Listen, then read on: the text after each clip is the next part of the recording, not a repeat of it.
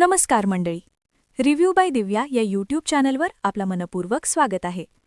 लग्नानंतर होईलच प्रेम मालिकेच्या पुढील भागात आपल्याला पाहायला मिळेल की वसुंधरा रम्याला सांगत असते की पार्थ आणि काव्या आणि नंदिनी आणि जीवा यांचं नातं आता अशा टप्प्यावर पोहोचलं आहे की त्यांना कोणीही वेगळं करू शकत नाही.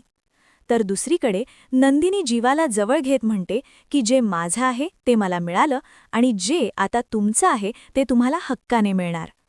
पुढे वसुंधरा रम्याला समजावत म्हणते की तू आता हे सगळं सोड. मला नाही वाटत त्यांच्या प्रेमाचा गळा आता कुणीही दाबू शकेल. हे ऐकताच रम्याचा राग अनावर होतो आणि ती वसुंधराचा गळा दाबू लागते.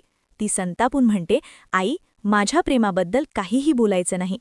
माझा पार्थवर एवढं प्रेम आहे की त्यासाठी मी कोणाचाही जीव घेऊ शकते. इकडे वसुंधरा घाबरून विनवणी करू लागते, रम्या, तू काय करतेस? माझा गळा का दाबतेस? म्हणजेच मित्रांनो, आता रम्याला जणू वेडच लागल्यासारखा दिसत आहे. स्वतःचं प्रेम मिळवण्यासाठी तिने अतिशय खालची पातळी गाठली आहे आणि पार्थला मिळवण्यासाठी ती आता काहीही करू शकते. रम्या पुढे म्हणते की जर मला कोणाचा जीव घ्यावा लागला तर तेही मी करेन. अशाच प्रकारचे रिव्ह्यू ऐकण्यासाठी आमच्या चॅनलला सबस्क्राईब करा. धन्यवाद.